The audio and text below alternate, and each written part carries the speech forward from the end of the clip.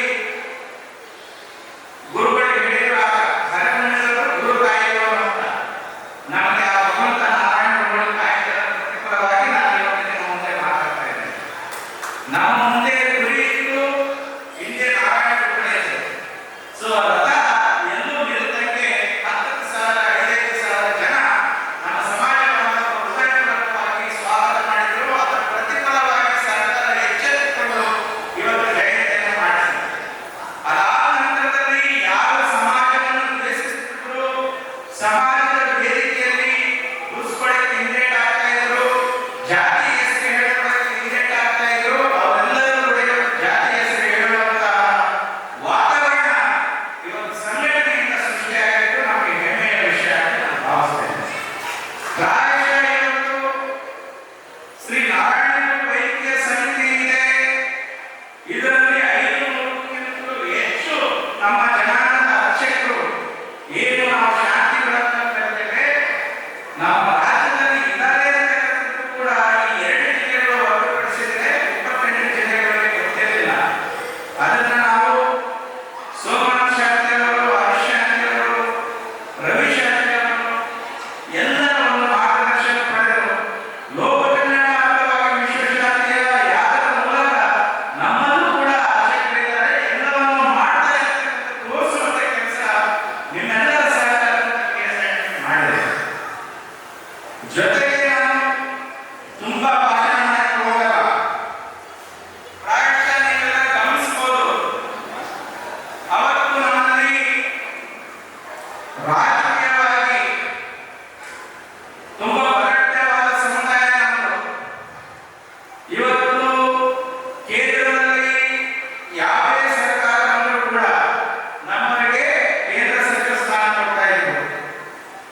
6 ಜನ MP ಇರ್ತಾ ಇದ್ವಿ, 28 ಜನ MLAಗಳು ಇರ್ತಾ ಇದ್ವಿ. ಅವರೆಲ್ಲರಿಗೂ ಸಮಾಜದ ಅಭಿಮಾನ ಇತ್ತು ಅಂತ ನನಗೆ ಅನಿಸ್ತದೆ. ಇವತ್ತು ಯಾಕೆ ನಮ್ಮಲ್ಲಿ ಸಮಾಜದ MLAಗಳು ಸಿಕ್ಕರೆ ಗೆಲ್ತಾ ಇಲ್ಲ, MPಗಳಿಗೆ ಯಾಕೆ B.Com ಸಿಗ್ತಾ ಇಲ್ಲ, ಅದನ್ನ ತುಂಬಾ ಅರ್ಥವಾಗಿ ಏನು ಸಮಾಜದಲ್ಲಿ ಇರುವಂತಹ ಜನಪ್ರತಿನಿಧಿಗಳು, ಧಾರ್ಮಿಕ ಮುಖಂಡರು, ಸಮಾಜದ ಹಿರಿಯರು ನಾವೆಲ್ಲ ಒಂದ್ ಕಡೆ ಸೇರಿಕೊಂಡು ಚಿಂತನೆ ಮಾಡಬೇಕಂತ ತುಂಬಾ ಅವಶ್ಯಕತೆ ಇದೆ. ಮುಂದಿನ ದಿನಗಳಲ್ಲಿ ಜಾತಿ ಹೆಸರು ಹೇಳಬಾರದಂತ ಪರಿಸ್ಥಿತಿ ಬರ್ತದೆ ಅನ್ನೋದಕ್ಕಂತ ಒಂದು ಭಯ ಇದೆ. ಇವತ್ತು ನನಗೆ ಹೆಮ್ಮೆ ಇದೆ, ನಮ್ಮ ಜನಾಂಗದಲ್ಲಿ ಅರ್ಚಕರಿದ್ದಾರೆ, ಶಾಂತಿಗಳಿದ್ದಾರೆ. ಮುಂದೆ ಏನೇ ಕೆಲಸ ಕಾರ್ಯಗಳು, ದೈವಿಕ ಕಾರ್ಯಗಳು ಆಗ್ಬೇಕಂದ್ರೆ ಅವ್ರನ್ನ ಆಗ್ಬೇಕು ಅನ್ನೋ ಒಂದು ನಿಟ್ಟಿನಲ್ಲಿ ಅಂದಿನ ದಿನಗಳಲ್ಲಿ ನಾರಾಯಣಗಳು ಧಾರ್ಮಿಕ ಸಂಸ್ಥೆ ಸ್ಥಾಪನೆ ಮಾಡಿದರು. ಆ ಸಂಸ್ಥೆಯ ಮೂಲಕ ಇವತ್ತು ವಿಖ್ಯಾತಾನಂದ ಸ್ವಾಮೀಜಿಗಳಾಗಿರ್ಬೋದು, ಅನೇಕ ಸ್ವಾಮೀಜಿಗಳು ಶಿವಗಿರಿಯಲ್ಲಿ ಆ ಒಂದು ಸಂಸ್ಥೆಯ ಕೋಶಾಧಿಕಾರಿಗಳು ಕೂಡ ಆಗಿ ಅಲ್ಲಿಯ ಆಚಾರ ವಿಚಾರಗಳನ್ನು ತಿಳಿದುಕೊಂಡು ಇವತ್ತು ನಮ್ಮ ಶ್ರೀ ನಾರಾಯಣ ವೈದ್ಯಕೀಯ ಸಮಿತಿ ಎಲ್ಲರೂ ಕೂಡ ಎಲ್ಲ ಕಡೆ ಪ್ರಶಸ್ತಿ ಇರೋದು ನಿಜಕ್ಕೂ ಕೂಡ ಸಂತೋಷದ ವಿಷಯ ಆಗಿದೆ. ಆ ನಿಟ್ಟಿನಲ್ಲಿ ರಾಜಕೀಯವಾಗಿ ನಾನು ಮಾತಾಡಬೇಕಾದ್ರೆ ನಾವು ಮಂತ್ರಿ ಇಂಥವ್ರು ಆಗ್ಬೇಕು, ಈ ರಾಜ್ಯದ ಮುಖ್ಯಮಂತ್ರಿಗಳು ಆಗ್ಬೇಕು ಅಂತ ನಮ್ಮ ಹಿರಿಯರು ಹೇಳ್ತಾ ಇದ್ರು. ಇವತ್ತು ಪರಿಸ್ಥಿತಿ ಹೇಗಾಗಿದೆ ಅಂದ್ರೆ ಎಲ್ಲೋ ಒಂದ್ ಕಡೆ ಸಮಾಜದ ಬಗ್ಗೆ ಕಳಕಳಿ ಇರುವಂತ ವ್ಯಕ್ತಿಗಳಿಗೆ ಮಂತ್ರಿ ಸ್ಥಾನ ಕೊಟ್ಟರೆ ಈ ಸಮಾಜ ಬರಟೆ ಆದರೆ ಮತ್ತೊಬ್ಬ ಮುಖ್ಯಮಂತ್ರಿ ಸಮಾಜದಲ್ಲಿ ಹುಟ್ಟಬೇಕೋ ಅನ್ನೋ ಒಂದು ಉದ್ದೇಶಕ್ಕೆ ನಮ್ಮ ಸಮಾಜದ ಹಿರಿಯರಿಗೆ ಸನ್ಮಾನ್ಯ ಶ್ರೀ B.K. ಹರಿಪ್ರಸಾದ್ ಅವರಿಗೆ ಮುಖ್ಯಮಂತ್ರಿ ಸ್ಥಾನದಿಂದ ಮಂತ್ರಿ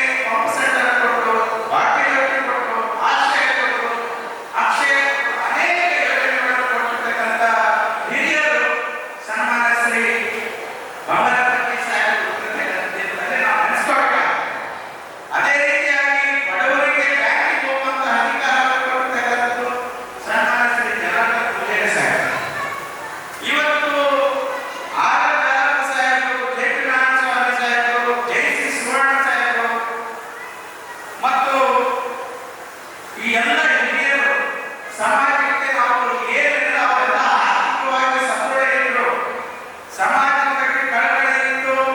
ಅವತ್ತು ನಮಗೆ ಹಿರಿಯರಿರತಕ್ಕಂಥ ಒಂದು ಧೈರ್ಯ ಇತ್ತು. ಇವತ್ತು ಸಂಘಟನೆಯಲ್ಲಿ ಆಗಲಿ ರಾಜಕೀಯವಾಗಿ ಎಲ್ಲೂ ಕೂಡ ನಮ್ಮ ಧ್ವನಿಯನ್ನು ಕೇಳದ ಪರಿಸ್ಥಿತಿಯಲ್ಲಿ ಇವತ್ತು ದೊಡ್ಡ ಸಮಾಜ ಮತ್ತು ಅತಂತ್ರ ಪರಿಸ್ಥಿತಿಯಲ್ಲಿದ್ದೇವೆ. ನಮ್ಮ ಜನಾಂಗದ ಬಗ್ಗೆ ಮಾತಾಡುವಂತ ಯಾವ ನಾಯಕರು ಕೂಡ ಸಿಗದಿರ್ತಕ್ಕಂಥ ಒಂದು ಪರಿಸ್ಥಿತಿಯಲ್ಲಿ ನಾವಿದ್ದೇವೆ. ಅದನ್ನೆಲ್ಲರೂ ಕೂಡ ಸರಿ ಮಾಡುವಂತಹ ಮತ್ತು ಒಂದೇ ದಾರಿಗೆ ತೆಗೆದುಕೊಂಡು ಹೋಗುವಂತ ಶಕ್ತಿ ನಮ್ಮ ಜನಾಂಗದ ಶಾಂತಿ ಬೆಳಗಿದೆ ಅಂತ ಹೇಳ್ತಕ್ಕಂಥದ್ದು ನನ್ನ ಭಾವನೆ. ಯಾಕೆ ಈ ಮಾತನ್ನು ನಾನು ಹೇಳ್ತಾ ಇದ್ದೀನಿ ಅಂತಂದ್ರೆ, ನಾರಾಯಣ ಗುರುಗಳು ವಾಣಿ ಏನಿದೆ, ಸಂಘಟನೆಯಿಂದ ಬಲಿಷ್ಠರಾಗಿ, ವಿದ್ಯೆಯಿಂದ ಸ್ವತಂತ್ರರಾಗಿ, ಕೃಷಿ ಕೈಗಾರಿಕೆಯಿಂದ ಪ್ರಗತಿ ಹೊಂದಿ, ಈ ಮೂರು ಮಾತಿನಲ್ಲಿ ಜೀವನದ ಅರ್ಥ ಇದೆ. ಸಂಘಟನೆ ಇದ್ದಾಗ ನಾವು ವಿದ್ಯೆಯನ್ನು ಸಂಪಾದನೆ ಮಾಡಬಹುದು. ವಿದ್ಯೆ ಇದ್ದಾಗ ಮಾತ್ರ ನಾವು ಕೃಷಿಗಳು ಕೈಗಾರಿಕೆಗಳನ್ನು ಸ್ಥಾಪನೆ ಮಾಡಬಹುದು. ಹಾಗಾಗಿ ನಾರಾಯಣ ಗುರುಗಳು ಧಾರ್ಮಿಕ ಹಿನ್ನೆಲೆಯಲ್ಲಿ ಇಟ್ಟುಕೊಂಡು ಸಮಾಜವನ್ನು ಸಂಘಟನೆ ಮಾಡುವಂತ ಕೆಲಸ ಮಾಡಿದರು. ಒಂದು ದೇವಸ್ಥಾನವನ್ನು ಪ್ರತಿಷ್ಠಾಪನೆ ಮಾಡಿ ಅದರ ಪಕ್ಕದಲ್ಲಿ ಒಂದು ಶಾಲೆಯನ್ನು ಪ್ರಾರಂಭಿಸಿ ಅದರ ಬಲಬದಿಯಲ್ಲಿ ಕೈಗಾರಿಕೆಯನ್ನು ಸ್ಥಾಪನೆ ಮಾಡಿ ಶಿಕ್ಷಣ, ಉದ್ಯೋಗ, ಸಂಘಟನೆ ಈ ಮೂರನ್ನು ಮಾಡಿ ತೋರಿಸಿರ್ತಕ್ಕಂಥ ಏಕೈಕ ಗುರುಗಳು ಬ್ರಹ್ಮಶ್ರೀ ನಾರಾಯಣ ಗುರುಗಳು. ಆ ಸಂದೇಶವನ್ನು ತಾವೆಲ್ಲ ಪೂಜ್ಯರಲ್ಲಿ ನಾನು ಮನವಿ ಮಾಡಿಕೊಳ್ತಾ ಇದ್ದೀನಿ. ನಮ್ಮ ದೇವಸ್ಥಾನಕ್ಕೆ ಗೈಡ್ಗಳಿಗೆ ಬರುವಂತ ಎಲ್ಲ ಭಕ್ತರಲ್ಲಿ ಒಂದು ಜಾಗೃತಿ ಕೂಡ ಮಾಡಿಸಬೇಕು. ಇವತ್ತು ಏನಾಗಿದೆ, ನಾವು ನಮ್ಮ ಸಿಇಒ ಅವರು ಹೇಳಿದಾಗ ನಾನು ಮಾತಾಡಕ್ಕಾಗಲ್ಲ. ಬೇರೆ ಕಾರ್ಯಕ್ರಮ ಆಗಿರ್ಬೋದು, ಬೇರೆ ಬೇರೆ ಕಾರ್ಯಕ್ರಮಗಳಲ್ಲಿ ದುಂಡು ವೆಚ್ಚ ಮಾಡಿ ಸಾಲದ ಸುಳಿಯಲ್ಲಿ ನಾವು ಸಿಕ್ಕಾಗ್ತಾ ಇದ್ದೀವಿ. ಅದ್ರ ಬಗ್ಗೆನೂ ಕೂಡ ತಾವು ಜಾಗೃತಿ ಮಾಡಬೇಕು. ಸಮಾಜದಲ್ಲಿ ಸ್ವಾಮೀಜಿಗಳಿಗಿಂತಲೂ ಹೆಚ್ಚಿನ ಪಾತ್ರ ನಮ್ಮ ಜನಾಂಗದ ಅರ್ಚಕರ ಮತ್ತು ಶಾಂತಿಗಳ ಪಾತ್ರ ಇದೆ ಅಂತ ಹೇಳಿ ನಾನು ಭಾವಿಸ್ತೇನೆ. ಆ ನಿಟ್ಟಿನಲ್ಲಿ ಬ್ರಹ್ಮಶ್ರೀ ನಾರಾಯಣ ಗುರು ಧರ್ಮ ಪರಿಪಾಲನಾ ಸಂಘ, BSNDT ಸಂಘ ಯಾವತ್ತೂ ನಿಮ್ಮ ಜೊತೆ, ನಮ್ಮ ಜನಾಂಗದ ಅರ್ಚಕರ ಜೊತೆ, ಶಾಂತಿಗಳ ಜೊತೆ ಇದೆ ಅಂತ ಹೇಳಿ ನಾನು ಎದೆತಟ್ಟಿ ಹೇಳ್ತಾ ಇದ್ದೇನೆ. ಸೊ ಆ ನಿಟ್ಟಿನಲ್ಲಿ ಇವತ್ತು ಈ ಒಂದು ಕಾರ್ಯಕ್ರಮದಲ್ಲಿ ನಾನು ಈಗ ಮಂಗಳೂರಿಗೆ ಹೋಗ್ತಾ ಇದ್ದೀನಿ. ದಕ್ಷಿಣ ಕನ್ನಡ ಜಿಲ್ಲೆಯಲ್ಲಿ ಸಿರ್ದಾಡಿಯಲ್ಲಿ ನಮ್ಮ ಶಾಂತಿಗಳ ಒಂದು ಸಮ್ಮೇಳನ ಆಗ್ತಾ ಇದೆ, ಗುರುವಂದನ ಕಾರ್ಯಕ್ರಮ ಆಗ್ತಾ ಇದೆ, ಅಭಿನಂದನೆ ಕಾರ್ಯಕ್ರಮ ಆಗ್ತಾ ಇದೆ. ನಾನು ಈಗ ಹೋಗ್ತೀನಿ ಅಂತ ನನ್ನ ಮಗನಿಗೆ ಹೇಳಿದಾಗ ಪೂಜ್ಯ ಶ್ರೀ ವಿವೇಕಾನಂದ ಸ್ವಾಮಿಯವರ ಬೆಳ್ಳೂರು ಮಠದಲ್ಲಿ ಓದಿರ್ತಕ್ಕಂಥ ನನ್ನ ಮಗ, ನಾನು ಯೋಜನೆ ಹೇಳಿದೆ. ಆಗ ಅವನು ಏನು ಕಾಲಸೀಮಿನಲ್ಲಿ ಉಳಿದಿರ್ತಕ್ಕಂಥ ಹಣವನ್ನು, ಅಪ್ಪ ನೀನು ಒಂದು ಒಳ್ಳೆಯ ಯೋಜನೆಯನ್ನು ಘೋಷಣೆ ಮಾಡ್ತಾ ಇದೆಯಾ, ಮೊದಲನೆಯ ದುಡ್ಡು 10,000 ಮತ್ತೆ ತಗೊಂಡು ನಿಮ್ಮ ಸಂಘಟನೆಗೆ ಅಂತ ಗೊತ್ತಾ? ಏನು ಆ ಯೋಜನೆ ಅಂತಂದ್ರೆ, ಏನು ಶ್ರೀ ನಾರಾಯಣ ವೈದ್ಯಕೀಯ ಸಮಿತಿಯಲ್ಲಿ ಎಷ್ಟು ಜನ ಅರ್ಚಕರು ನೋಂದಣಿ ಮಾಡ್ಕೋತಾರೋ, ನೋಂದಣಿ ಮಾಡ್ಕೊಂಡಿದ್ದಾರೋ ಅವರೆಲ್ಲರಿಗೂ ಕೂಡ ಜೀವನ ವಿಮೆಯನ್ನು BSNDT ವತಿಯಿಂದ ನಾವು ಕೊಡಕ್ಕೆ ಹೇಳಿದ್ದೇವೆ. ಜೊತೆಗೆ ಬ್ರಹ್ಮ ವಿದ್ಯಾಲಯ ನಾವು ಅಧ್ಯಕ್ಷರಾದಂಥ ಪೂಜ್ಯ ಶ್ರೀ ಹರಿಶಾಂತಿ ಪುತ್ರವರು, ರವಿಶಾಂತಿ ಅವರು, ಮನೋಜ್ ಶಾಂತಿ ಅವರು ಮತ್ತು ನಮ್ಮ ಸೋಮನಾಥ್ ಶಾಂತಿ ಅವರು ಈ ಹಿಂದೆ ನಾವು ಮಾತಾಡಿದ್ದೇವೆ. ಈ ರಾಜ್ಯದಲ್ಲಿ ದೇವಸ್ಥಾನಗಳು, ಸಭಾಭವನಗಳು ಒಂದಿಷ್ಟು ಜಿಲ್ಲೆಗಳಲ್ಲಿ ನಮ್ಮ ಹಿರಿಯರು ಕಟ್ಟಿದ್ದಾರೆ. ಇನ್ನೂ ಬೇರೆ ಬೇರೆ ಜಿಲ್ಲೆಗಳಲ್ಲಿ ಆಗಬೇಕು. ಅದೆಲ್ಲರಿಗಿಂತಲೂ ಮಹತ್ವವಾದ ಕಾರ್ಯ ಬ್ರಹ್ಮ ವಿದ್ಯಾಲಯ. ಈ ಬ್ರಹ್ಮ ವಿದ್ಯಾಲಯಕ್ಕೆ ಆಲ್ರೆಡಿ ನಾವು 5 ವಿಭಾಗಗಳಲ್ಲಿ ಸುಮಾರು 5 ಎಕರೆ 10 ಎಕರೆಗಿಂತಲೂ ಹೆಚ್ಚು ಲ್ಯಾಂಡ್ಗಳನ್ನು ನೋಡಿ ಒಂದು ಹಂತದಲ್ಲಿ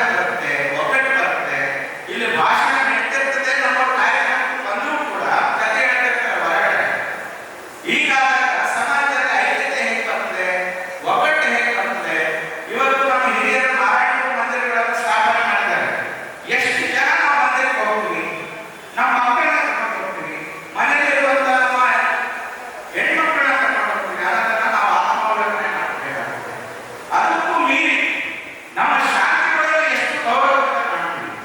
ನಾವು ಇಟ್ಕೊಂಡು ಒಂದೊಂದು ಸಲ ಅಧ್ಯಕ್ಷರಿರ್ತೀವಿ. ಇವತ್ತು ನಮ್ಮೆಲ್ಲ ಅಧ್ಯಕ್ಷ ಕೊಡ್ತಾ ಬಂದಿದ್ದೇವೆ.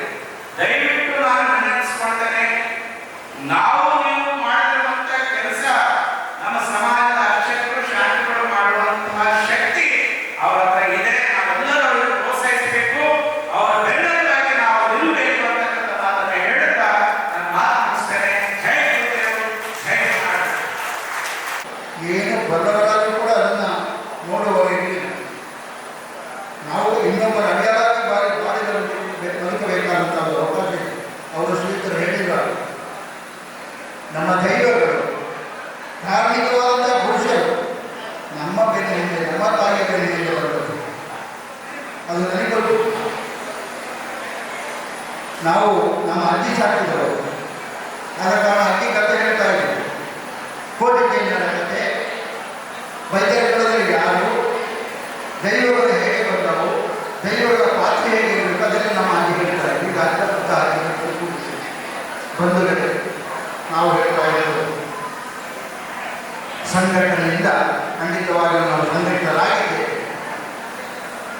ವಿದ್ಯಾಭ್ಯಾಸಕ್ಕೆ ಅವಕಾಶ ಇದೆ. ನಮ್ಮ ಘನ ಸರ್ಕಾರ ಬೇಕಾದ ಅವಕಾಶ ಮಾಡಿಕೊಡ್ತಾ ಇದೆ. ನಾವು 7ನೇ ಕ್ಲಾಸಿನವರೆಗೆ ಹೋಗಿ ಮತ್ತೆ ಅಲ್ಲಿಗೆ ಸ್ಟಾಪ್ ಆಗಿದೆ. ಮುಂದುವರಿಯಲಿಕ್ಕೆ ನಮಗೆ ಸಾಧ್ಯವಾಗಿದೆ. ಹುಟ್ಟು ತಿನ್ನುವಂಥ ಬಡತನ, ಆದರೂ ನಾವು ಬದುಕಿದ್ದೇವೆ. ಯಾಕೆ? ಇಂಥ ಸಂಘಟನೆಗಳಲ್ಲಿ, ಇಂಥ ಶಾಂತಿಯ ತೋಟಗಳಲ್ಲಿ ಪಾಲ್ಗೊಳ್ಳುವಂಥ ಅವಕಾಶ ನಮಗೆ ದೇವರು ಕೊಟ್ಟಿದ್ದಾರೆ. ನಮ್ಮ ತಮ್ಮಂದಿರು